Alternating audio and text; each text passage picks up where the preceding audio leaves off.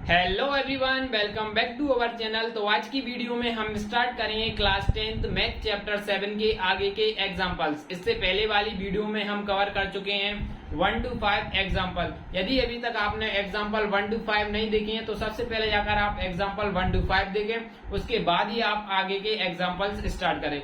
तो अब हम स्टार्ट करेंगे एग्जांपल नंबर 6 और जितने भी हमारे एग्जाम्पल रह गए हैं चैप्टर 7 के वो हम इसी वीडियो में कवर करेंगे। तो सबसे पहले हम बात करते हैं एग्जाम्पल नंबर 6 की। कि एग्जाम्पल नंबर 6 में बोला क्या गया है, find the coordinates of the point which divides the line segment joining the points in the ratio of 3,1 internally. तो क्वेश्चन में क्या किया गया, हमारे पास एक लाइन सेगमेंट हैगा और हमें उसके पॉइंट फाइंड करना है, हमें उस पॉइंट के कोऑर्डिनेट्स फाइंड करना है जो किस रेशियो में डिवाइड कर रहा है, 3:1 में। देखो क्वेश्चन में क्या बोला गया, देखो डायग्राम के थ्रू समझेंगे। देखो क्या बोला गया, हमारे पास एक लाइन सेगमेंट है, लाइन सेगमेंट के हमारे पास दो पॉइंट्स दिए गए हैं। पहला दिया गया 4,3 और दूसरा पॉइंट दिया गया हमारे पास 8,5। ठीक है, ये हमारी क्या लाइन सेगमेंट है, इसको डिवाइड कर रहा है, ये पॉइंट है। मान लेते कोई पॉइंट होगा हमारे पास, पी पॉइंट है, वो पी पॉइंट कर रहा है इंटरनली, इसके अंदर डिवाइड कर रहा है 3:1 में। तो मान लेते हैं यहाँ से लेके हमारा रेशियो हो जा रहा है 3 और इतना रेशियो हो जा रहा है 1। तो हमारा ये पॉइंट मान लेते हैं पी और इसके कोऑर्डिनेट्स मान लेते हैं एक्स वाई। तो हमको यही कोऑर्डिनेट्स फाइंड करना है, इस लाइन सेगमेंट को, ये जो पॉइंट डिवाइड कर रहा है ना, इस पॉइंट के हमको कोऑर्डिनेट फाइंड करना है। यही हमारे क्वेश्चन में पूछा गया है। तो हम इसको किस तरीके से फाइंड करेंगे, हमने आपको इंट्रोडक्शन में बताया था। इंट्रोडक्शन में क्या बताया था, यदि हमारे पास कोई सी भी लाइन सेगमेंट गिवन है और हमारे उस लाइन सेगमेंट के अंदर हमारा कोई सा भी पॉइंट आ रहा हो और हमारे उसके पास रेशियो गिवन हो, तो हम सेक्शन फॉर्मूला की वजह से उसको बता सकते हैं इसके पॉइंट्स। अब चाहे इस लाइन में कहीं भी हमारा पॉइंट आ जाए, लेकिन हमारे पास रेशियो गिवन हो तो हम इसको इजिली पॉइंट फाइंड कर सकते हैं। तो हम यहाँ पे यूज करेंगे सेक्शन फॉर्मूला। तो यहाँ पे लिखेंगे यूजिंग सेक्शन फॉर्मूला। तो हमारा सेक्शन फॉर्मूला क्या होता है, यदि मान लेते हैं हमारा कोऑर्डिनेट है P, तो यहाँ पे लिखेंगे P x, y is equal to, तो हमारा सेक्शन फॉर्मूला क्या होता है, x2 into m1 plus y1 into m2 upon में क्या हो जाएगा m1 प्लस m2। यहाँ पे लगा दिए कोमा, फिर यहाँ पे लिखेंगे y2 into m1 plus y1 into m2 अपन में क्या हो जाएगा हमारे पास m1 प्लस m2। ठीक है, तो इस तरीके से लिख देंगे। ये होता है हमारा सेक्शन फॉर्मूला। और इसी सेक्शन फॉर्मूला में इस वैल्यू को, तो आपको सबसे पहले तो पता होना चाहिए m1 क्या है। तो ये जो पहला पॉइंट रेशियो होता है इसको m1 मानते हैं और ये दूसरा रेशियो होता है हम इसको क्या मानते हैं, m2 मानते हैं। ठीक है, और ये हो जाएगा हमारा x1 y1 और ये पॉइंट हो जाएगा हमारा x2 y2। चाहे आप इसको x1 y1 मान लो, इसको x2 y2 मान लो, आपका आंसर सेम आने वाला होगा। ठीक है, तो हम यहाँ पे वैल्यूज को पुट करते हैं। x2 हमारा कितना दिया गया है, x2 हमारा दिया गया है 8 और m1 हमारे पास दिया गया है 3 प्लस, और हमारे पास y1 दिया गया है 4 और m2 दिया गया हमारे पास 1 और m1 प्लस m2 मतलब 3 प्लस 1। ठीक है, कोमा। अब y2 प्लस y1 की बात करते हैं। आप लिखेंगे y2 हमारे पास कितना दिया गया है 5 इंटू m1 हमारे पास कितना दिया है 3 प्लस, उसके बाद बात करते हैं y1 की। y1 हमारे पास है -3, तो हम यहाँ लिखेंगे -3 और m2 कितना दिया गया 1 अपन में m1 प्लस m2 मतलब 3 प्लस 1। और यहाँ पे और अब इसको क्या करना है, हम सिंप्लीफाई करते हैं। तो 8 इंटू 3 24 और 1 इंटू 4 प्लस 4 और अपन में क्या हो जाएगा हमारे पास 4 और 5 इंटू 3 15 और 1 इंटू -3 तो -3 अपन में 4 हो जाएगा। ठीक है, तो अब इसको इसमें से इंटू करेंगे तो कितना बचेगा 28 अपन में, और यहाँ पे इसको माइनस करेंगे तो यहाँ पे कितना बचा हमारे पास 12। 15 में से हमने 15 में 3 माइनस किया तो 12 बचा। अब इसको 4 से कैंसिल कर देंगे तो यहाँ पे हो जाएगा 7 टाइम में कैंसिल और यहाँ पे हो जाएगा हमारा 3 टाइम में कैंसिल। तो हमारे पॉइंट्स क्या जाएंगे 7,3। तो ये जो हमारा P पॉइंट है, जो भी हमारा ये P पॉइंट है, इसके कोऑर्डिनेट्स क्या आ रहा है 7,3। यही हमारा क्या हो जाएगा आंसर। तो ये जो हमारा P पॉइंट है इसके कोऑर्डिनेट क्या हो जाएंगे 7,3। यही हमारे लिए पूछा गया कि इसके कोऑर्डिनेट्स बताओ। जो भी हमारा पॉइंट है, हमने पॉइंट मान लिया था P, जो हमारी ये लाइन सेगमेंट थी और जो हमारा पॉइंट था किस रेशियो में डिवाइड कर रहा था 3:1 में। ठीक है, तो यही था हमारा एग्जाम्पल नंबर 6। अब हम बात करते हैं एग्जाम्पल नंबर 7 की। तो सबसे पहले आप इसको नोट करो और मैं आपको दूसरा एग्जाम्पल नोट करता हूं। तो देखो, अब हम बात करते हैं एग्जाम्पल नंबर 7 की, कि एग्जाम्पल नंबर 7 में क्या दिया गया है। एग्जाम्पल नंबर 7 में क्या दिया गया है, in what ratio does the points divide the line segment joining the points. देखो क्वेश्चन में क्या दिया गया है, जो हमारे पास एक लाइन सेगमेंट गिवन है, इसके हमारे पास ज्वाइन एंड पॉइंट्स गिवन है, तो इस एंड पॉइंट्स को जो हमारा ये पॉइंट्स दिया गया है किस रेशियो में डिवाइड करा हुआ। देखो क्वेश्चन में कहने का मतलब क्या, हम डायग्राम के थ्रू समझेंगे। जैसे कि मान लीजिए हमारे पास ए पॉइंट है, ये बी पॉइंट है, ठीक है, ये दो हमारे पास पॉइंट्स के बने। तो पहले पॉइंट्स के नेम क्या है, 6, -6, 10 और दूसरा पॉइंट है हमारे पास 3, -8। ये दो पॉइंट है। तो इसको ये जो पॉइंट डिवाइड कर रहा है, इस पॉइंट को मान लेते हैं हमने पी पॉइंट मान लिया है, ठीक है, ये जो हमारा पी पॉइंट है, और हमें बताना है ये पी पॉइंट किस रेशियो में डिवाइड कर रहा है। अब मतलब कि हमें M1 और M2 की वैल्यू पूछा गया है, या M1 और M2 की वैल्यू पूछा गया। देखो हम इसे भी सेक्शन फॉर्मूला की मदद से सॉल्व कर सकते हैं। तो बेसिकली हमें करने के टाइप इसके दो टाइप होते हैं। पहले में हम क्या मान लेते हैं, के रेशियो 1 लेट कर लेते हैं, जो भी हमारे रेशियो है। तो मैं आपको दोनों तरीके से बताऊंगा। तो पहले तो हम लेट करेंगे के रेशियो 1, ठीक है, यहाँ पे लिखेंगे solution, let the ratio be k ratio 1, मतलब कि M1 को हम मान लेंगे के और M2 को मान लेंगे 1। आपको जो मेथड अच्छा लगाएगा आप उससे सॉल्व करना, ठीक है। मैं आपको दोनों मेथड करके बताऊंगा, ठीक है। लेट हमने के रेशियो मान लिया, उसके बाद हमारा सेक्शन फॉर्मूला क्या होता है, ये भी हमारे मान लेते कोई पॉइंट हो जाएगा। तो सेक्शन फॉर्मूला क्या होता है, x2 इंटू M1 प्लस यहाँ पे जाएगा x1 इंटू M2 और अपन में जाएगा M1 प्लस M2। उसके बाद हमारा y कोऑर्डिनेट की y2 into M1 plus y1 into M2 अपन में क्या हो जाएगा M1 प्लस M2, ठीक है। ये इस तरीके से हो जाएगा, ठीक है। तो अब हमें इस फॉर्मूला की मदद से ही हम इसके रेशियो निकाल सकते हैं। देखो किस तरीके से निकालेंगे। सबसे पहले तो हमने के रेशियो 1 माना, मतलब कि M1 को मान लिया हमने के और M2 को मान लिया है 1, ठीक है। तो यही वैल्यू पुट करेंगे। तो हमारा जो कोऑर्डिनेट है इसकी बी पॉइंट की भी हमारे पास वैल्यू गिवन है, क्या है 4,6। हमने ऐसा ही सेम एक क्वेश्चन आपको इंट्रोडक्शन में भी करके बताया था, उसको भी हमने दोनों टाइप से किया था, ठीक है। तो अब इसको सॉल्व करते हैं। तो हमारी x2 की वैल्यू क्या है, हमारी x, देखो सबसे पहले हम इसको मान लेंगे x1 y1, ठीक है, और ये हो जाएगी हमारी x2 y2। तो हम x2 हमारा कितना हो जाएगा 3 इंटू M1 हमने क्या माना है k प्लस, उसके बाद करते हैं हम बात करेंगे x1 की। x1 हमारे पास कितना जाएगा -6 और n2 में M2 कितना माना है हमने 1। तो यहाँ पे लिखेंगे M1 कितना है k और M2 क्या है 1। तो इसको एज इट इज लिख लेंगे। अब आगे सॉल्व करते हैं। M2 हमारे पास कितना, y2 की बात करें, y2 हमारे पास कितना दिया गया 8, M1 हमारे पास कितना दिया गया k प्लस y1 हमारे पास कितना दिया गया है 10 और M2 हमारे पास कितना दिया गया है 1। तो हम निकालेंगे k प्लस 1, ठीक है। और इसको और आगे सिंप्लीफाई करते हैं। तो यहाँ पे लिखेंगे 4:6 is equal to 3k - 6 upon में k प्लस 1। इसको सिंप्लीफाई कर दिया, इसके साथ इंटू कर दिया और -1 इंटू -6 किया तो -6 आया था, और कॉमा -8 प्लस 10 अपॉन में k प्लस 1। अब देखो इसको करने के आप इसमें से क्या करना है, या तो x की वैल्यू डालो या y की वैल्यू डालो। आप x की वैल्यू उठाओगे तब भी आपका आंसर सेम आएगा, y की वैल्यू आएगी तब भी आपका आंसर सेम आने वाला है। हम यहाँ पे x की वैल्यू उठा लेते हैं, ठीक है। x की वैल्यू आई तो हम देखो सिर्फ और सिर्फ x की वैल्यू, हमको ये तो पता हुआ x का x के साथ कंपेयरिंग करते हैं और y का y के साथ कंपेयरिंग करते हैं। तो हम x का x के साथ कंपेयरिंग करेंगे तो हमारे पास कितना आएगा 3k - 6 अपॉन में क्या हो जाएगा k प्लस में 1। अब इसको सिंप्लीफाई करेंगे तो यहाँ पे क्या आएगा -4k और 1 का भी इंटू हो जाएगा तो -4 इज इक्वल टू में हो जाएगा 3k - 6। अब वेरिएबल को एक साइड, कांस्टेंट को एक साइड ले लेते हैं। तो यहाँ पे लिखेंगे -k और ये इस साइड आएगा तो -3 इज इक्वल टू -6 और ये साइड आएगा तो +4 हो जाएगा, ठीक है। ये साइड आया माइनस, तो यहाँ पे क्या बचेगा 7k इज इक्वल टू में -2k। और तो हमारी k की वैल्यू क्या जाएगी, k इज इक्वल टू में 2 अपॉन में 7। ये हमारी k की वैल्यू आ गई।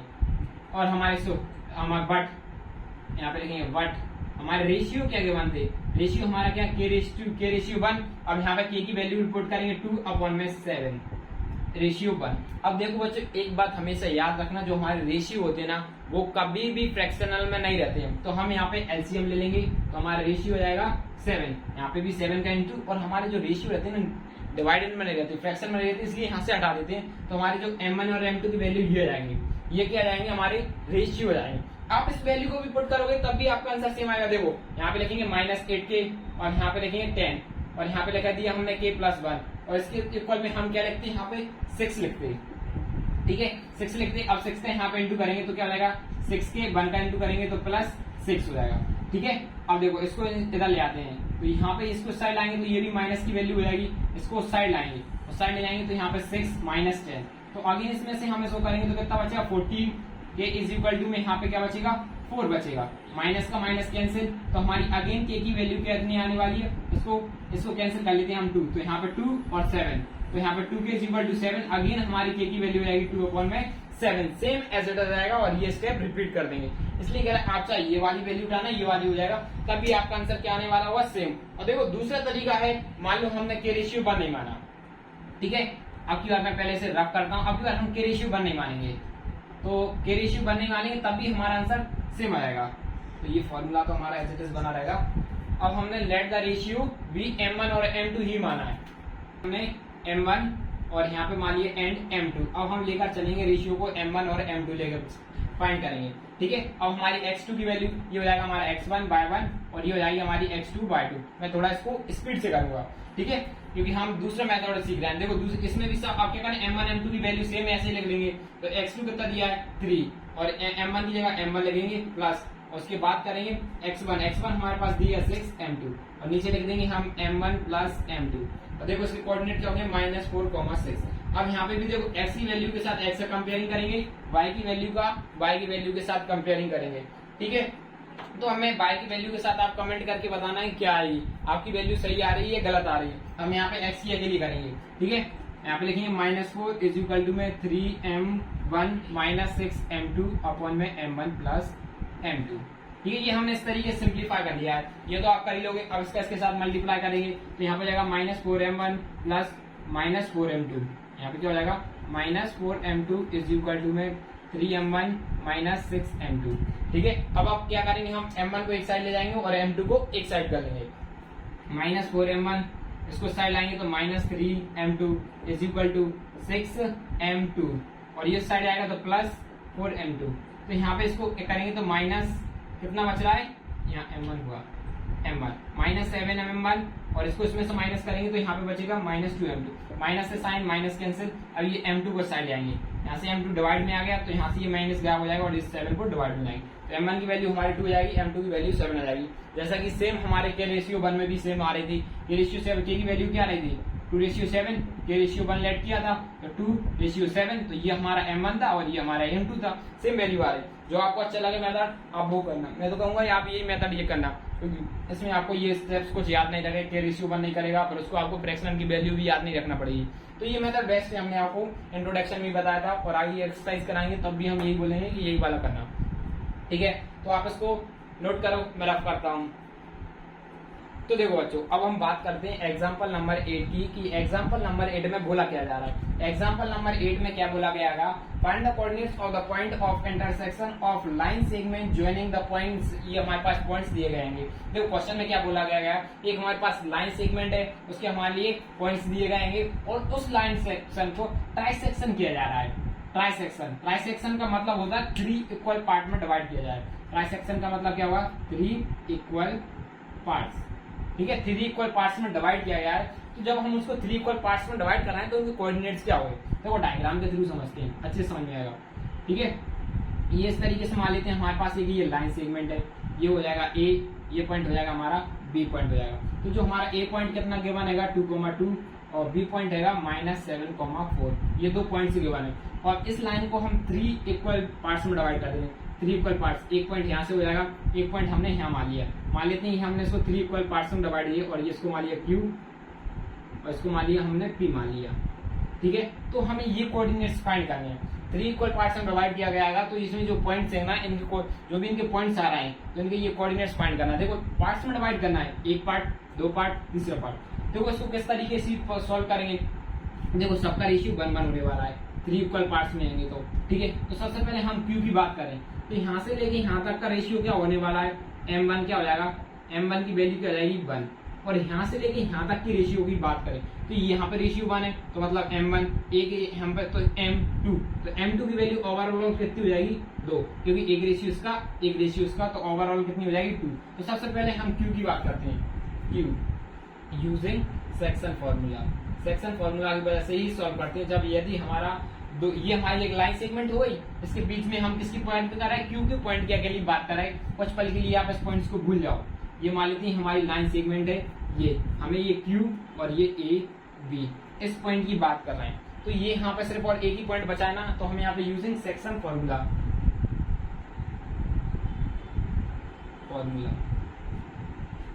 तो हमारा सेक्शन फॉर्मूला क्या हो जाएगा, क्या होता है हमारा सेक्शन फॉर्मूला, यहाँ पे लिखेंगे x2 इंटू में m1 प्लस, और यहाँ पे हो जाएगा x1 इंटू में m2 अपन में क्या हो जाएगा m1 प्लस m2, ठीक है, इंटू यहाँ पे हो जाएगा y1 into m1 plus y1 into m2 अपन में क्या हो जाएगा हमारा m1 प्लस m2 हो जाएगा, ठीक है। इतना समझ में आएगा। अब हम बात करते हैं x2 की। सबसे पहले इनको नेमिंग कर देते हैं। ये हो जाएगा हमारा x1 y1, ये हो जाएगा हमारा x2 y2, ठीक है। अब हमारा x2 कितना दिया गया, x2 है हमारा -7 इंटू m1 की वैल्यू कितनी मानी, m1 की वैल्यू हमारी कितनी आ रही है 1 प्लस x1 की बात करें तो कितना है 2 इंटू m2 कितना आ रहा है हमारा 2, अपन में लिखेंगे m1 प्लस m2, m1 1 है m2 2 है इंटू y2 कितना दिया है, y2 दिया गया हमारे पास 4 इंटू m1 की वैल्यू 1 और y1 की वैल्यू कितनी दी है, y1 की वैल्यू दी है हमारे पास -2,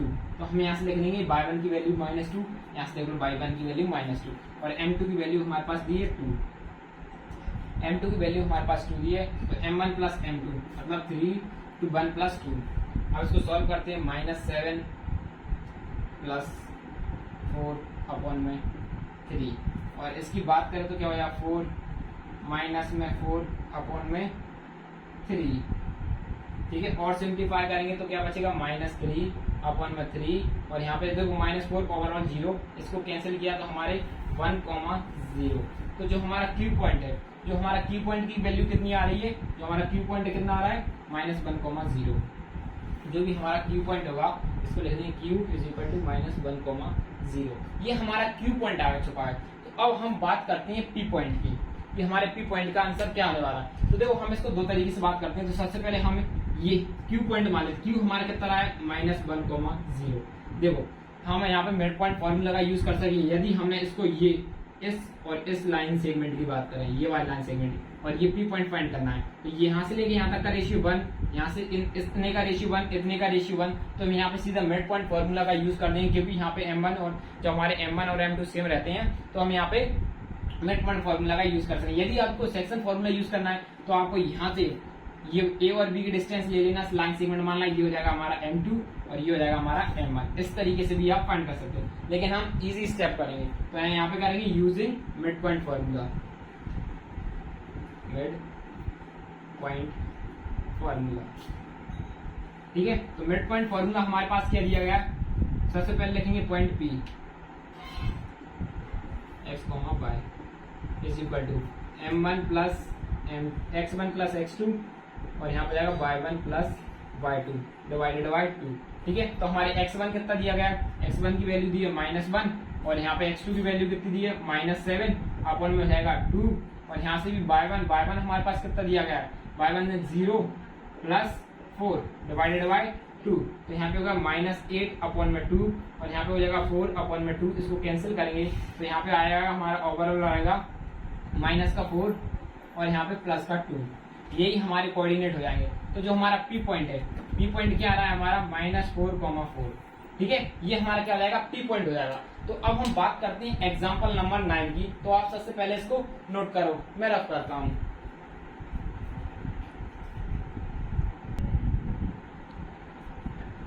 तो देखो अब हम बात करते हैं एग्जाम्पल नंबर 9। एग्जाम्पल नंबर 9 में क्या दिया गया है, find the ratio in which the y-axis divide the line segment joining the points and also find, हमारे लिए साथ ही साथ में क्या फाइंड करना, also find the point of intersection। देखो क्वेश्चन में क्या दिया गया है, हमारे पास एक लाइन सेगमेंट है जिसके हमारे पास ये पॉइंट्स दिख रहा है, क्योंकि हम इसको डायग्राम के थ्रू समझेंगे तो और अच्छे से क्लियरिटी से समझ में आएगा।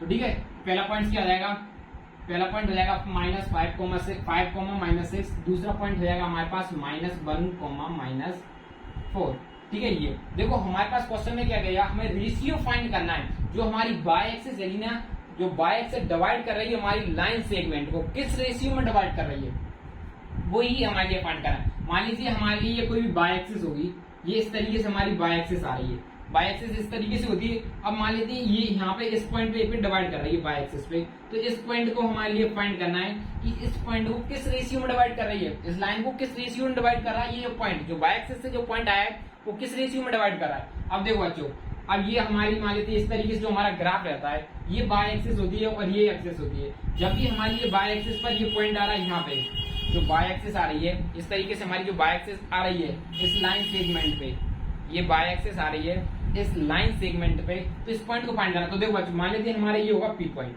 पॉइंट होगा। अब बात बताओ, इसमें हमारा एक्स कोमा वाई कोऑर्डिनेट रहते हैं, तो यहाँ पे हमारा ओवरऑल एक्स तो 0 होगा, यहाँ पे क्या होता है 0, यहाँ पे हो सकता है 0। अब देखो ये मान लेते हैं हमारी लाइन सेगमेंट यहाँ पे भी हो सकती है, यहाँ पे भी हो सकती है, यहाँ पे भी हो सकती है। तो y तो हमेशा हमारे यहाँ पे भी 0 होने वाला होगा, जो हमारा x होगा, यहाँ पे भी हमारा x 0 होने वाला है यहाँ पे। लेकिन y, अब y देखो y यहाँ पे 0 होगा, लेकिन यहाँ पे तो कुछ ना कुछ होगा, यहाँ पे भी कुछ ना कुछ होगा। y की वैल्यू, x की वैल्यू 0 हो जाएगी, क्योंकि देखो एग्जैक्ट x की वैल्यू जरूरी नहीं है। अब मान लेते हैं लाइन सेगमेंट हमारी ये ग्राफ है, ये इस तरीके देखो, आप वो गलत स्टेप में देखो, इस तरीके ये ग्राफ है हमारे, यहाँ पे x की और y की वैल्यू बोथ की 0। अब ये पता चला ये लाइन सेगमेंट यहाँ पे भी तो हो सकती है, यहाँ पे मान लेते 1 पॉइंट, यहाँ पे 2 पॉइंट। अब लाइन सेगमेंट इसी तरीके से हमारी लाइन सेगमेंट यहाँ पे भी हो सकती है, तो यहाँ पे हो सकती है ऊपर, यहाँ पे हुई। तो यहाँ पे देखो x की वैल्यू तो हमारी यहाँ पे 0 हो गई, लेकिन y की वैल्यू यहाँ पे कितनी हो जाएगी 2। ऐसे यहाँ पे x की वैल्यू 0 हो जाएगी, y की वैल्यू क्या होगी -2। तो ओवरऑल यहाँ पे हमारी x की वैल्यू 0 और y की वैल्यू हमारी कुछ ना कुछ आने वाली है, ठीक है। तो इस तरीके से हो जाएगा। तो सबसे पहले हमारे लिए क्वेश्चन पूछा गया रेशियो फाइंड करना है, तो सबसे पहले हम रेशियो फाइंड करके बनाएंगे। आप लेट के रेशियो मान सकते हो या के रेशियो 1, जो आपको अच्छा लगे वो कर सकते हो हम, लेकिन इस बार मानेंगे सिर्फ के रेशियो 1 ही लेट करेंगे। Solution let the ratio be k ratio 1। आप m1 और m2 मान लो, जो आपको अच्छा लगे। m1 m2 मानना देखो हम, चलो ठीक है अपन m1 और m2 ही मानेंगे, m1 एंड m2, ठीक है, m1 m2 ही मान के चला, ठीक है। तो यहाँ पे सेक्शन फॉर्मूला का यूज हो जाएगा p = x, y। सबसे पहले लिखेंगे हम यहाँ पे section x2 × m1 plus x1 × m2, और यहाँ पे लिखेंगे m1 प्लस m2, ठीक है। अब यहाँ पे लिख देंगे y2 × m1 plus y2 × y1 × m2, यहाँ पे जाएगा y1 × m2 अपन में क्या हो जाएगा हमारा m1 प्लस m2, ठीक है। इस तरीके से हम लिख देंगे। अब देखो बस अब वैल्यूज पुट करना है। अब यहाँ पे p की जगह कर लेंगे 0, y, ठीक है। x2 की बात करें हमारा ये हो जाएगा हमारा x1 y1, और ये दूसरी वैल्यू हो जाएगी हमारी x2 y2। बस अब हमारी सिंपल सॉल्व करना है, वैल्यूज को पुट करनी है। तो हमारी x2 की वैल्यू कितनी दी है 1, x2 की वैल्यू 1 है, इंटू m1 हम क्या मान के चल रहा है, m1 ही मान के चल रहा है, प्लस और उसकी बात करते हैं x1 हमारा कितना दिया गया, x1 हमारा 5 दिया गया है, और m2 को हमने m2 ही माना है, और यहाँ पे लिखेंगे m1 प्लस m2। इसी तरीके से सेम यहाँ पे y2 प्लस y2 की वैल्यू कितनी दी गई है -4, m1 को m1 माना है, प्लस y1 को दिया गया -6, m2 में m2, m1 प्लस m2। अब देखो अब यहाँ से हमारी x की वैल्यू के साथ x इक्वल होती है, y की वैल्यू के साथ y का इक्वल होगा। हमारी वैल्यू फाइंड करनी है, m1 और m2 के रेशियो फाइंड करने हैं। तो यहाँ पे एक बात बताओ, यहाँ पे कितने वेरिएबल हो जाएंगे, यहाँ पे इसको m1 को यहाँ पे देखो y भी हुआ तो हम यहाँ पे वैल्यू निकालना आसान नहीं होगी, इसलिए ऐसे क्वेश्चन में हमारी वैसे के रेशियो 1 लेट करते तो थोड़ा और इजी पड़ता। यदि हम इसमें यूज कर पाएंगे 0 वाला टर्म, क्योंकि उससे ही तो हमको m1 और m2 का रेशियो मिल जाएगा। यहाँ पे y की वैल्यू फाइंड कहाँ से करेंगे, यहाँ पे m1 m2 की वैल्यू फाइंड नहीं कर पा रहा है, ऊपर से ये y भी जा रहा है, इसलिए हम इसको ना लेकर ये वाला लेंगे x को। तो यहाँ पे 0 = में अब इसका इसके साथ -m1 हो जाएगा, -1 × m1, तो यहाँ पे हो जाएगा m1, और ये प्लस 5 m2 को हम ऐसे लिख देंगे, नीचे लिख देंगे m1 प्लस m2, ठीक है। तो यहाँ पे ये इसके साथ इंटू, देखो ये इसके साथ मल्टीप्लाई किया, ये पूरे इंटू में देखो ये डिवाइड में इधर जाएगा पूरे इंटू में, तो ओवरऑल क्या होने वाला है 0, तो लिखेंगे -m1 प्लस m2। अब इसको साइड ले जाएंगे तो क्या होगा m1 = में 5m2, ठीक है। अब m1 को देखो ये m2 को इस साइड ले आए, एक मिनट, नेक्स्ट स्टेप m1 को ऐसे लिखा, अब इसको डिवाइड में लाएंगे तो यहाँ पे क्या हो जाएगा 5, और यहाँ पे कुछ नहीं तो मतलब 1। तो जो हमारे रेशियो आ रहा है m1 रेशियो m2 कितने आ रहे हैं हमारे 5:1। चलो मान लो आपको इस तरीके से नहीं आ रहा, हम के रेशियो 1 लेट कर लेते हैं, तो मैं इसको इतना रफ कर देता हूँ, हम के रेशियो 1 लेट कर लेते हैं, ठीक है। सपोज करते हैं आपको इस तरीके से नहीं आता तो मैं दोनों तरीके से ही करा देते हैं।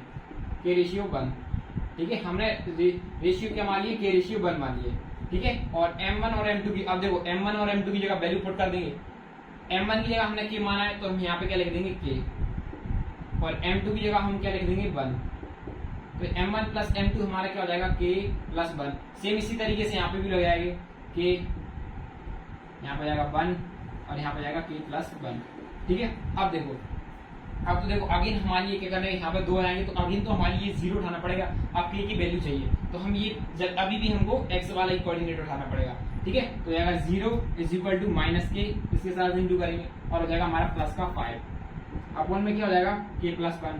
तो ये देखो इसके साथ इंटू हुआ तो अगेन क्या होगा माइनस के प्लस 5 इज इक्वल टू ये 0। ये क्यों, ये इसके साथ इंटू में हो जाएगा, इधर इंटू जाएगा 0 इंटू कुछ भी 1 2 3 कुछ भी देखो तो हमारे 0 आउटपुट मिलेगा। उसी तरीके से अब के को साइड लिया है तो इज इक्वल टू 5 आ गया। तो हम क्या ले सकते हैं, के की वैल्यू के रेशियो 1 तो देखेंगे 5 रेशियो 1। उसी तरीके से हमारी अभी M1 एंड M2 की वैल्यू क्या आ रही थी, 5 और 1 आ रही थी। अब हमने लिखा था M1 अपॉन में M2 तो हमारी कितनी आ रही थी 5 अपॉन 1। इसका मतलब था ये M की वैल्यू थी, ये M2 की वैल्यू थी। उसी तरीके से ये यहाँ पे हमारी वैल्यू आ गई के रेशियो 1। आप दोनों तरीके से कर सकते हो, थोड़ा स्पीड से बता दिया है, ठीक है। अब नेक्स्ट क्वेश्चन को हम अच्छे स्लो से करेंगे तो आप इसको नोट करो, मैं रफ करता हूँ। तो देखो बच्चों, अब हम बात करते हैं एग्जाम्पल नंबर 10 जो कि हमारा लास्ट एग्जाम्पल बचा है, ठीक है। तो एग्जाम्पल नंबर 10 में क्या दिया गया है, हमारे पास ही कुछ पॉइंट्स गिवन है। इफ द पॉइंट्स, ये जो हमारे पॉइंट्स हैं, ए का पॉइंट हमारे क्या दिया है 6,1, बी दिया है हमारे पास 8,2, सी कॉमा दिया है, सी पॉइंट हमारे दिया है 9,4, डी पॉइंट दिया हमारा P,3 are the vertexes of a parallelogram. जो भी ये पॉइंट्स दिए गए वो वर्टेक्स है पैरेललोग्राम की, तो हमें P की वैल्यू फाइंड करना है और इनको कैसा लेना है, टेकन इन ऑर्डर में लेना है। तो मान लेते हैं इस तरीके से हमारा ये हो जाएगा पैरेललोग्राम, ठीक है। Parallelogram A B C D, ठीक है। तो हमारा A पॉइंट कितना दिया गया 6,1, B पॉइंट हमारा कितना दिया गया 8,2, ऑर्डर में ले रहा है इसलिए हमने इनको ऑर्डर में लिया है। और इसके बाद सी पॉइंट क्या दिया 9,4 और डी पॉइंट की बात करें तो P,3, यही P की वैल्यू हमारे लिए फाइंड करना है। तो किस तरीके से बात कर सकते हैं, क्या आपको हमने इंट्रोडक्शन में कुछ बताया था आपको पैरेललोग्राम में। पैरेललोग्राम में हमने आपको क्या बताया था, जो भी इसकी जो डायगोनल्स होती है, ये जो डायगोनल्स है क्या है, इसकी एक प्रॉपर्टीज बताई थी हमने पैरेललोग्राम क्या। तो ये जो डायगोनल्स है जब ये इंटरसेक्ट होती है ना तो ये मिड पॉइंट पर इंटरसेक्ट करती है। ये डायगोनल्स आपस में कैसी होती है, एक मिड पॉइंट पर डायगोनल्स इंटरसेक्ट कर रही है। यदि मिड पॉइंट, तो हम यहाँ पे सेक्शन फॉर्मूला का भी यूज करते हैं, मिड पॉइंट पर कर रहे हैं, मिड पॉइंट पर इंटरसेक्ट कर रहे हैं तो इसका मतलब क्या होगा, तो जो इन दोनों के कोऑर्डिनेट्स आपस में कैसे होने वाले, इक्वल होंगे, इक्वल होने वाले हैं। यहाँ पे लिखेंगे सॉल्यूशन, क्या लिखेंगे, वी नो दैट क्या है पैरेललोग्राम डायगोनल्स, ये आपको याद रखने के लिए है, इससे आप भूलें, diagonals bisect each other side,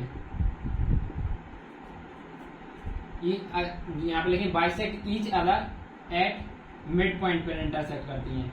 जब जो डायगोनल्स होती हैं जब इंटरसेक्ट करती हैं तो कहाँ पे मिड पॉइंट पर इंटरसेक्ट करती है। इस तरीके से लिख लो, इसका मतलब हो गई, तो इसका मतलब the coordinate of mid point, ये लिख लेना आप, mid point of AC is equal to the coordinate of mid point of VD, ठीक है। आपस में मिड पॉइंट इक्वल होगी, AC का मिड पॉइंट इक्वल टू में BD का मिड पॉइंट, ठीक है। तो मिड पॉइंट का फॉर्मूला क्या होता है, x1 प्लस x2 अपॉन में 2 और यहाँ पे हो जाएगा y1 प्लस y2 अपॉन में 2 इज इक्वल टू में हो जाएगा x1 plus x2 y1 plus y2। देखो अभी आपको समझ नहीं आ गया, कोई दिक्कत नहीं। अब यहाँ से सिंप्लीफाई कर लेते हैं। ये तो हमारा ये मिड पॉइंट किसका है, AC का है, और ये मिड पॉइंट किसका है, BD का है। तो AC ये इसको मान लेते हैं x1 y1। अब तो देखो लिखने ये देखो AC की बात करते हैं, x1 y1, या फिर आप x1 इसको मान लीजिए x1 y1, इसको मान लीजिए x2 y2, x1 y1 divided by 2, x2 y2, x2 y2, x1 y1 या y2 y1, ठीक है। अब इसको और सिंप्लीफाई करेंगे तो यहाँ पे गया 15 अपॉन में 2, कॉमा यहाँ से करेंगे 5 अपॉन में 2। अब इसको इक्वल, आप इसकी इक्वल साइड सॉल्व करते हैं ठीक है, x2 minus x2 plus x1, x2 हमारा यहाँ पे कितना है, x1 plus x2, sorry x1 plus x2, x1 plus x2 comma y1 plus y2 2 plus 3, ठीक है। अब देखो, अब हमें क्या करना है, नेक्स्ट स्टेप की बात करें तो मैं इसको एज इट इज लिख देता हूं। तो यहाँ पे तो वैसे ही बनाने वाला है, इसको छोड़ो। एक्स कंपेयरिंग, एक्स की वैल्यू को कंपेयरिंग हमेशा एक्स की वैल्यू के साथ करते हैं, वाई की वैल्यू को कंपेयरिंग हमेशा वाई की वैल्यू के साथ कंपेयरिंग करते हैं। हमारे लिए यहाँ से पी की वैल्यू चाहिए और हमें एक्स का एक्स के साथ करना है, तो यहाँ पे लिखेंगे 15/2 is equal to 8 plus P. तो 8 प्लस पी अपॉन में 2, ये 2 से 2 कैंसिल, तो 8 माइनस करेंगे तो ओवरऑल यहाँ पे बच जाएगा हमारा 7 पी। तो जो हमारा पी की वैल्यू क्या हो जाएगी 7। यही हमसे क्वेश्चन नंबर 10 में बोला गया था, ठीक है। इसी के साथ हमारी आज की वीडियो खत्म होती है। अब हम नेक्स्ट वीडियो में से स्टार्ट करेंगे एग्जाम्पल्स। यदि आपको वीडियो अच्छी लगी हो तो लाइक कीजिए, सब्सक्राइब कीजिए। Thank you for watching. अब मिलते हैं आपको नेक्स्ट वीडियो में।